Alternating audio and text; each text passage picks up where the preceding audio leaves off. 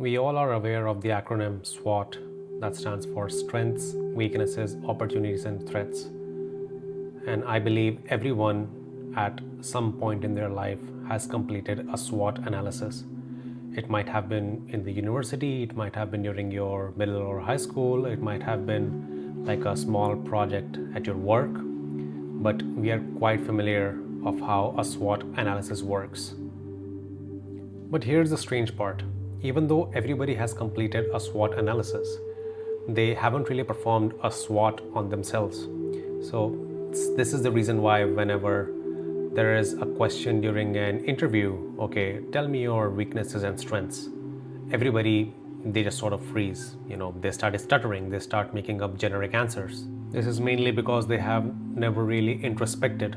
They haven't given them a minute to sit down and analyze themselves. And most of the people on earth, they pass on without really analyzing themselves. So let's change that today.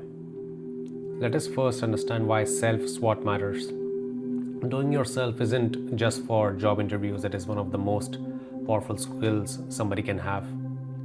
When you know your strengths, you exactly know where to invest your energy. When you know your weaknesses, you stop lying to yourself and start improving.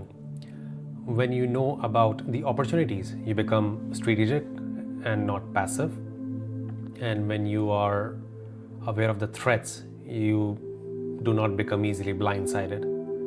Self-awareness is one of the most important skill that one can have. And in order to create that self-awareness, the very simplest and clearest way is to do a simple self-SWOT analysis. The foundation strengths are not about what you're proud of, but these are the ones that come naturally to you. These are the ones that you consistently do well on, and these are the ones that people rely on you for. Ask yourself all these questions. Okay, what are the 3 things that people usually compliment me on? What are the certain aspects at work that I am able to grasp easily while it takes others some time to understand? Then you will be able to understand that the strengths are not usually loud, but they are predictable.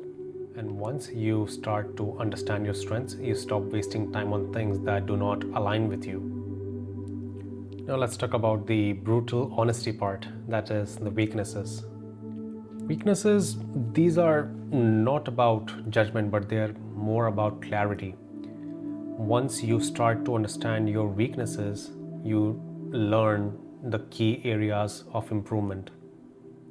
And most people either they deny their weaknesses or they exaggerate them emotionally. When it comes to weaknesses, try to ask yourself all these questions. Okay, what are the areas that I consistently struggle on? What are the tasks that drain my energy and frustrates me on a regular basis? And what are the habits, like regular habits, that are limiting my progress?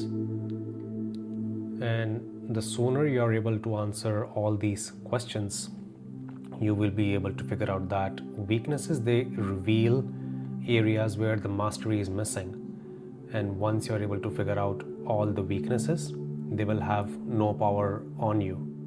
Upon figuring out your weaknesses, you will be jumping on to the most underrated part of the SWOT, that is the opportunity part, or opportunities.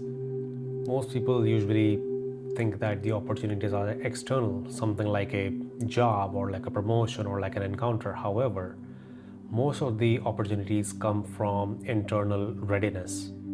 An opportunity is simply what could go right if you actually applied yourself.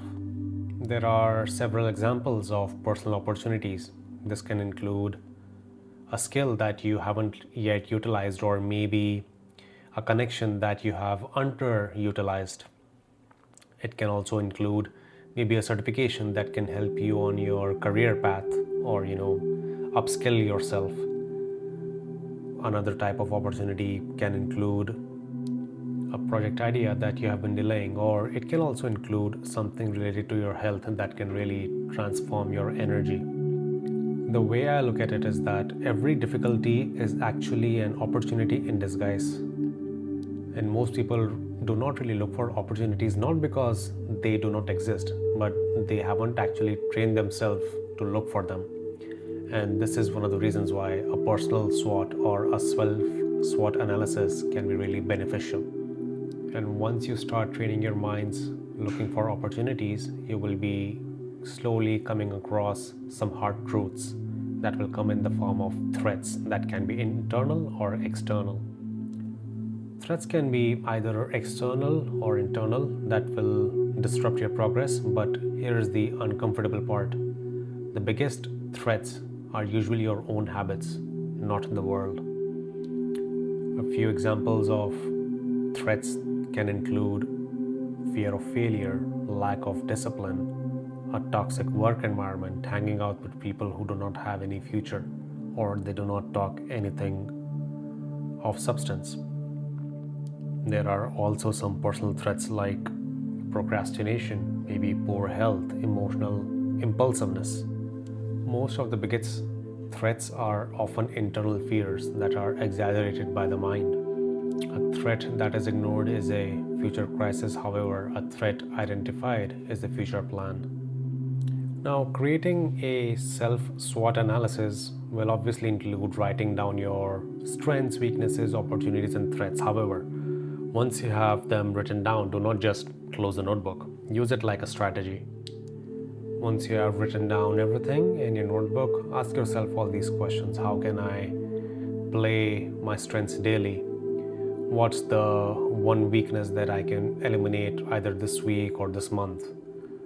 Try to know the opportunity that you will be able to grab in a week's time, in 2 weeks' time, and try to know, okay, what is the threat that I can maybe neutralize in the next 1 week, 2 weeks, or a month. Once you're able to answer all these questions, your SWOT will become your roadmap. Most people will drift through life without really analyzing themselves. But if you do want direction, clarity, and growth, start with a personal SWOT analysis. It is simple, logical, and brutally honest. Just exactly how the self-improvement should be.